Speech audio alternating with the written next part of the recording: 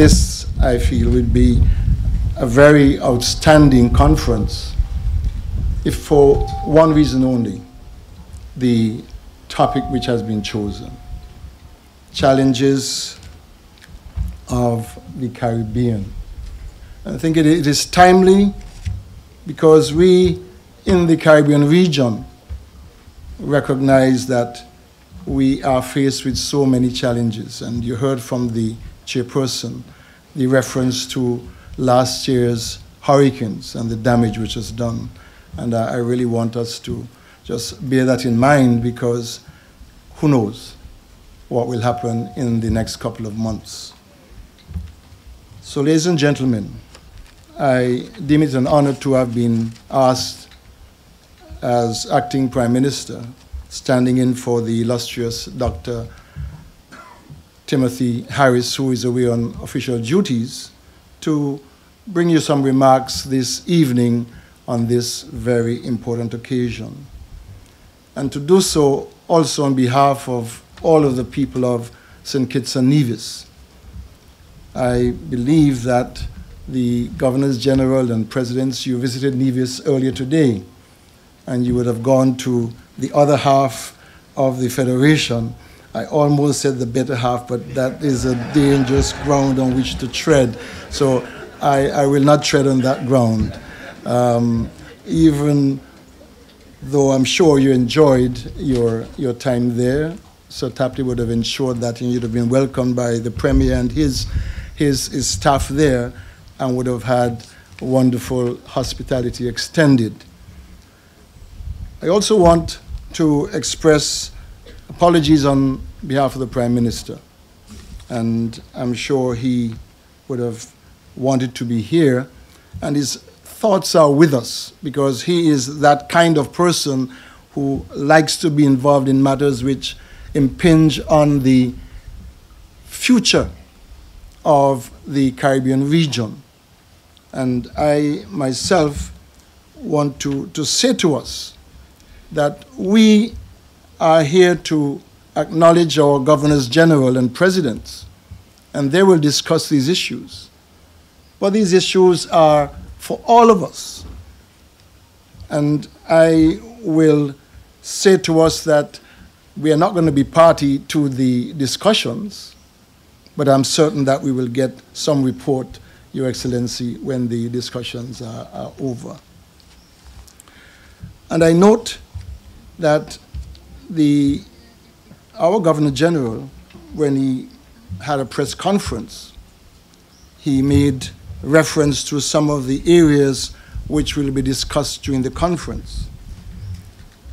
And I read from the press release, or the release which was given by the press at the end of that conference. It says that the Governors General will discuss issues which relate to the office which they hold. It will relate to their experiences over the years, in addition to matters relating to the central banks in the region, the court systems, including the Caribbean Court of Justice and the University of the West Indies and other regional institutions, and the relationship between the High Commission in London and Buckingham Palace. Now, I'm sure that the relationship between the High Commission, that is our High Commission, is first and foremost in the mind of our own Governor General, but I'm sure other Governors General will have similar relationships through their High Commissions or their embassies in London where that is applicable. I would like, Your Excellency, to commend you on the convening of this conference, as it provides an opportunity for our people to recognize our Governors General and Presidents, that they are much a part of the integral part of the governance structure of our region. And I dare say an indispensable part of that governance structure. I say that because we are part of all of our countries subscribe to the democratic type of government, parliamentary type of government. And in that structure, we are faced, or we are known to have this separation of powers, the legislature, the judiciary, and the executive. And we have imposed on that, and I think His Excellency made mention of his role in terms of dealing with the laws which we pass in our parliaments, and the importance of having that imprimatur and that support from the head of state for any legislation which is passed by our parliaments. It therefore gives us that system which has checks and balances. And whatever we may say about our parliamentary system, with all of its flaws which we sometimes point out, we forget that there are some very strong issues, some very strong points in the democratic parliamentary system which we practice in our Caribbean region. The general population, however, in our countries often view the position of our governors general and presidents largely as ceremonial and without having any direct involvement in how our countries are governed and managed. And that really is the farthest thing from the truth, because you heard from His Excellency yourselves that he has an important role to play in ensuring that things are done in accordance with the Constitution. He is there to give advice, and we as elected persons, whether we are the Premier or Prime Ministers, we really need to engage in ongoing consultation with the governors, with our governors general, to make sure that we are doing things in accordance with the law and with the Constitution. So this conference, which is being held here in St. Kitts and Nevis, is an opportune time to get our people to recognize that our excellencies are functionaries, not just figureheads. They're not figureheads, they're functionaries. And that as functionaries, you have a direct impact on the manner in which we as representatives, as the political representatives of our people, conduct our people's business. Whether we are debating in Parliament or whether we are administering as ministers with different responsibilities and portfolios. It is in this regard that we as leaders in our Caribbean countries have work to do, because we sometimes have that disconnect between our people and ourselves. And it is an opportune time that now that our governors general and presidents are meeting to discuss matters which are relevant and pertinent to our region, that we see them and we take the opportunity to reconnect ourselves to our people and let them recognize that we are not somewhere out in left field, but we are in fact part of what goes on in the everyday life of the people of this country and the countries of the Caribbean. This conference will therefore stimulate interest in your functions as governors general and presidents. And it will certainly get our people more attuned to what transpires in the hallowed walls of our government houses and our president's residences. And it is important that we recognize that there is constitutional mandate for what goes on, that you are part of the preservation of our democracies, and that you are part of the rule of law, which we hold as sacrosanct and as a pillar of the society for governing our people. Excellencies, your deliberations, in addition to the already stated agenda issues, if the time permits, I would like to recommend that you broaden the scope of discussions to look at matters such as climate change. I think that is one area which we have seen having a negative impact on our region. We have ascribed the serious damage to the region by Hurricanes Irma and Maria over last year to the incidence of climate change. But it's more than just looking at the issue of climate change. I think we have to look at how we will build resilience. How do we plan? How do we mitigate the effects of climate change? And this could be part of your agenda for your discussion in the next few days.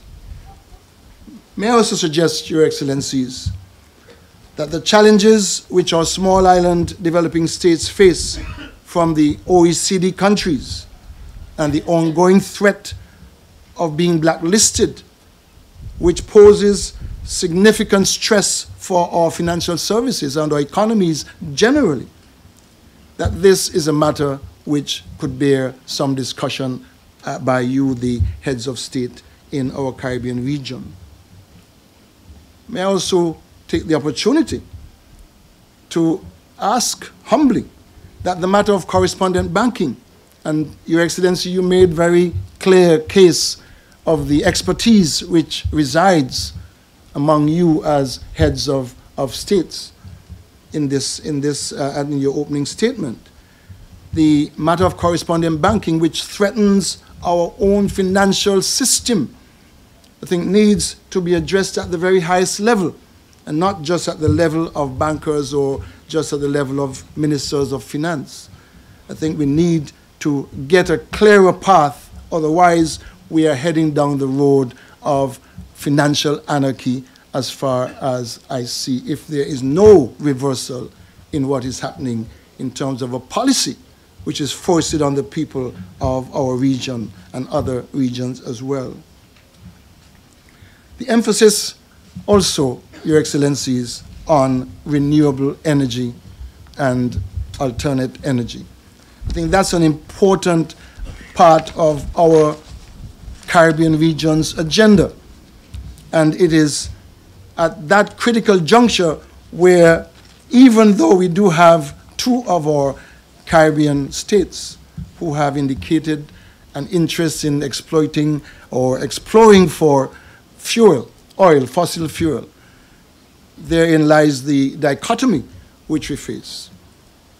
What do we do in terms of climate change, global warming, in the face of the need of our countries to provide the necessary economic development through means which they have at their disposal to provide the employment for our people, especially our young people. The matter of citizenship by investment, that program which is such a significant part of the economic thrust of St. Kitts and Nevis, introduced and utilized as a source of direct investment for stimulating economic growth and development, to provide employment for our people, and especially long-term for our young people.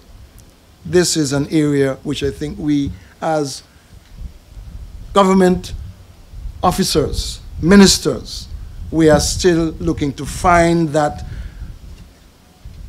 happy medium which will ensure that we are not at every turn threatened by the larger countries with the decimation of that program which has meant so much to us. We recognize that we do nothing wrong. We are allowed constitutionally to do so. Our citizenship by investment program in St. Kitts and Nevis has been strengthened significantly over the last 2.5 years to ensure that due diligence becomes so strong that we have little or no leeway for anyone who is an illicit player to be engaged in that program. I think this needs to be articulated, and I humbly ask that you apply your considerable intellect and experience to these matters, which are challenges for us in the Caribbean region. Excellencies, I am of the view that the people of the Caribbean region are among some of the most talented people anywhere in the world.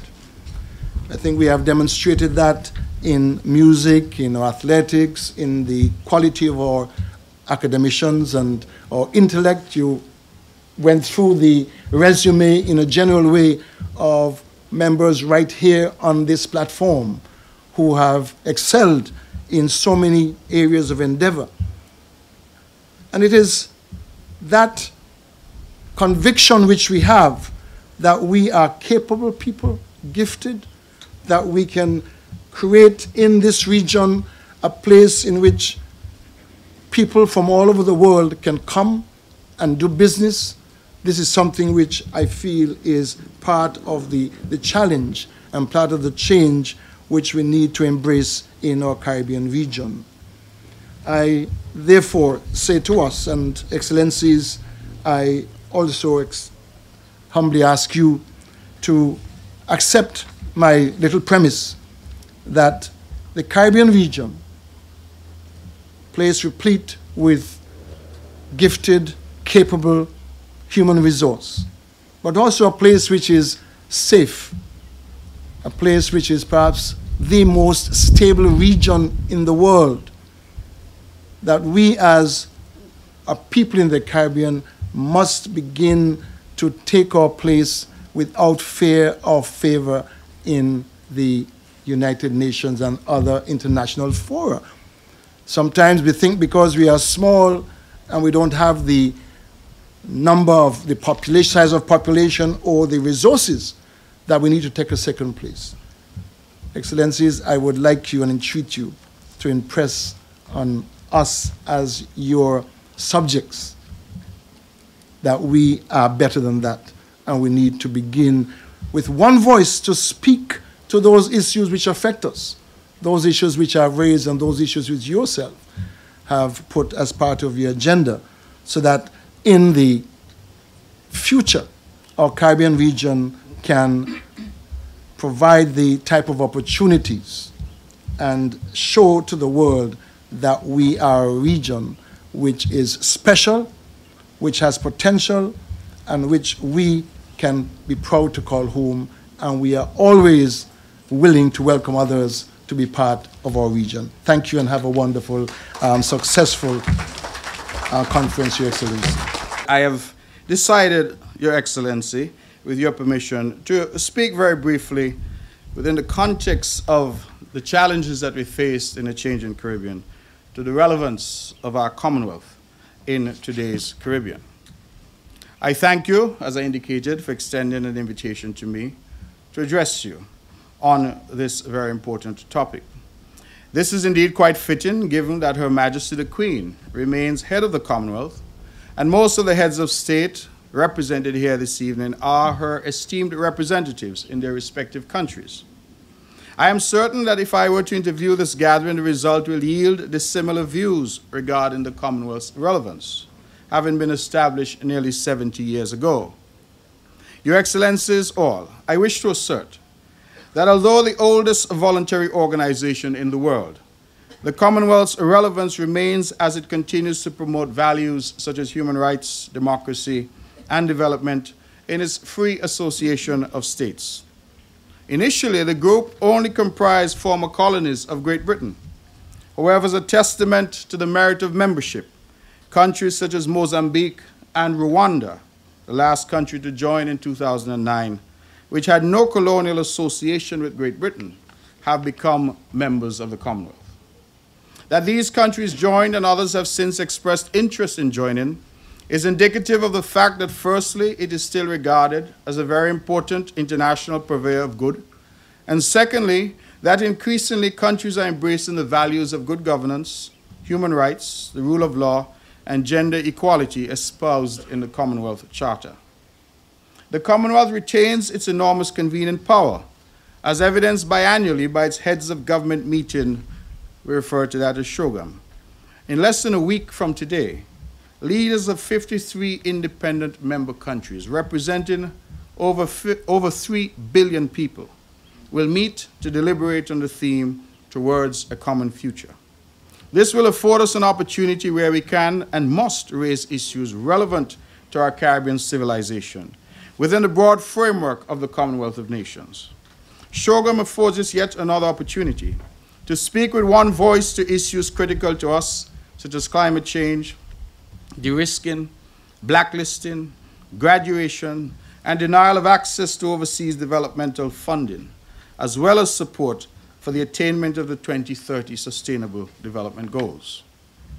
Because the work of the Commonwealth is demand-driven, member states determine the work program of its Secretariat and the areas in which member states require targeted support.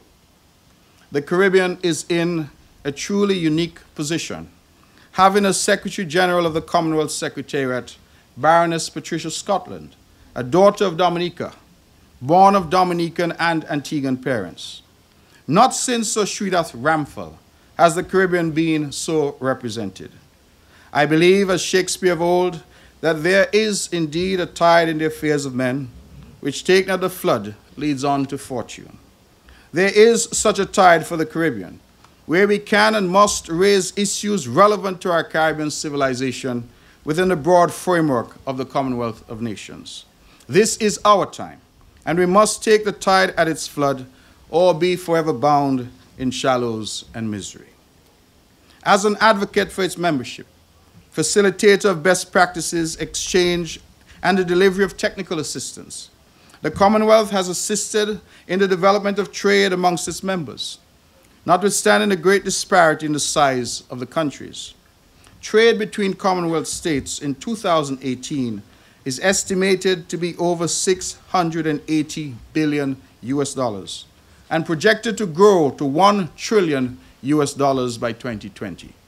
Those numbers are significant and speak to the enormous opportunities that await Commonwealth member states in terms of trade, investment, and job creation, and certainly the member states that are all here represented on this platform. The Commonwealth continues to demonstrate its relevance by providing excellent opportunities for education and human capacity building. The Commonwealth Scholarships Commission, which the UK funds, awards over 900 scholarships and fellowships each year for Commonwealth citizens to pursue postgraduate study and professional development. As one of the organization's priorities, the Commonwealth remains steadfast in its promotion of democracy.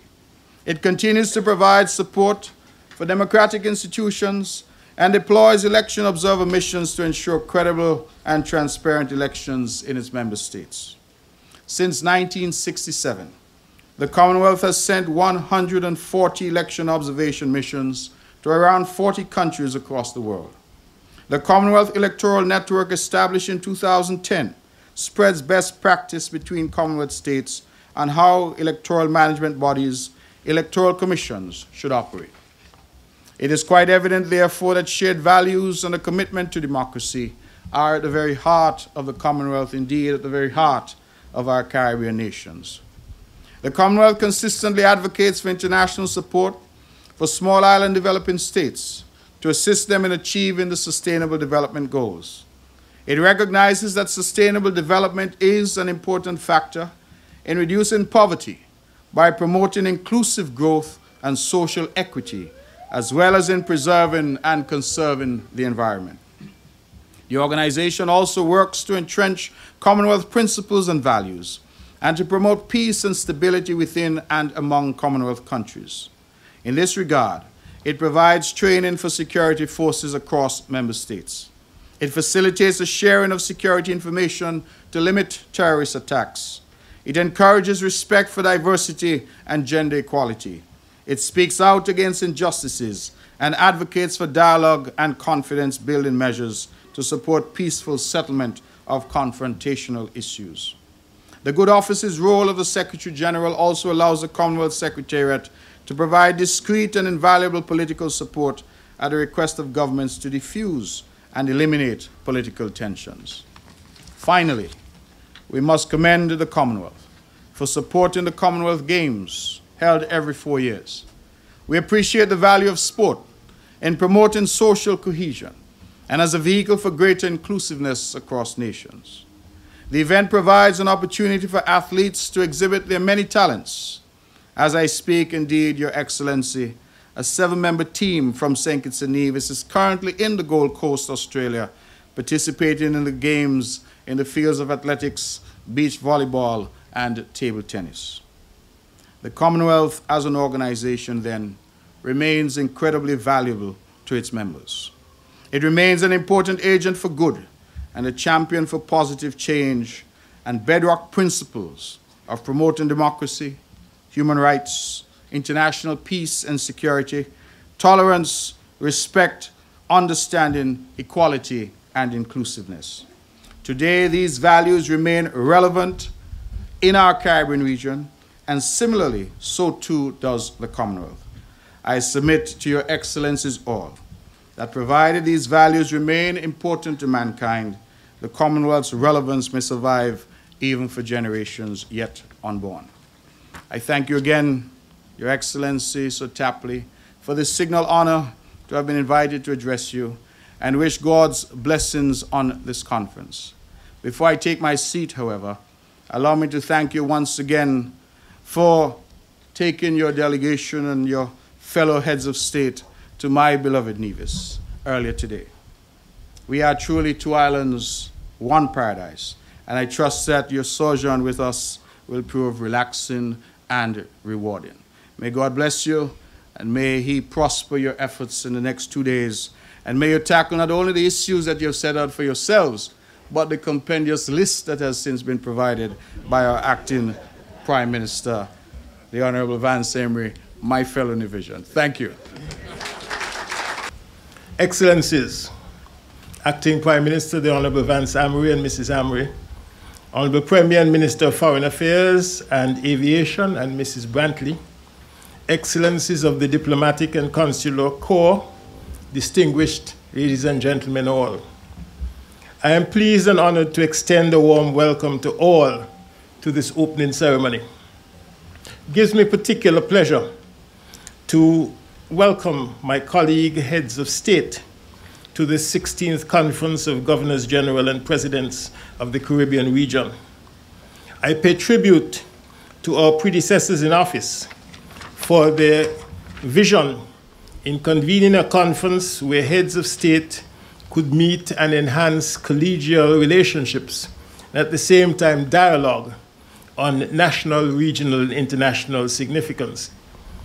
It was worthy of note that all of us hail from varying areas of endeavor in our earlier career paths, and we are not, nor are we expected to simply be, as the chairperson said we were not, symbolic office holders or figureheads. As educators, scientists, as lawyers, medical doctors, judges, acknowledged cultural exponents, as linguists and crisis leaders, and I would challenge you to identify the various appellations as they apply to my colleagues here on the stage. We have all attained the acme of our professions and are able to bring this cumulative experience to serve our respective countries in the highest office. We must therefore keep apprised of all developments. It is a constitutional obligation that we be kept apprised and advised of all national developments. And we are constitutionally also charged to act in accordance with advice or to act in our own deliberate judgments. Whatever the route, we are obliged to ensure that we contribute in a meaningful way in our country's developments and provide our advice and advocacy, especially to our youth, and ensure that we impart the necessary values to their national well-being. It is therefore a pleasure to welcome the Dean of Governors General, Sir Colville Young of Belize, who has been serving for the past 25 years.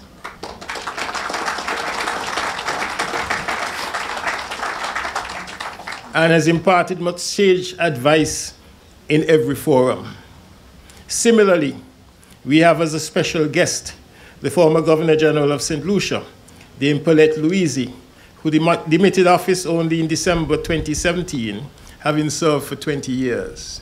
Dame Paulette, thank you. Thank you. We are pleased and honored to have with us His Excellency Mr. Charles Saverin, the President of the Commonwealth of Dominica, who has again in so many capacities served his people and the region. We welcome also the distinguished Governor General of St. Vincent and the Grenadines, His Excellency Dr. Ballantyne, Frederick Ballantyne. The Governor General of Antigua and Barbuda, who has contributed immeasurably to the renewal of our conference, and who served as our esteemed chairman at the 15th conference in 2016, my first conference. Welcome, Sir Rodney. The eminent Governor General of Grenada is with us, and we're very happy to have you, Dame Cecile, as are some who have more recently been admitted to this forum. For example, the Governor of Montserrat, who I think indicates that he's in office for the past 2 months. The Governor General of Barbados, who assumed office earlier this year, and whom I'm pleased to call my classmate from my earlier days at the university. We have received gracious apologies of absence from the recently installed President of the Republic of Trinidad and Tobago, who promises to be present at the next conference, and the Governor General of St. Lucia. To all our distinguished visitors and friends, I extend a warm Kittitian and Nevisian welcome on behalf of all of the people of St. Kitts and Nevis. I also wish to specially recognize in our gathering this afternoon the Honorable Minister Louis Farrakhan and Mrs. Farrakhan and family. Mr. Farrakhan's roots are embedded in St. Kitts through his maternal line, and let us give him a warm welcome.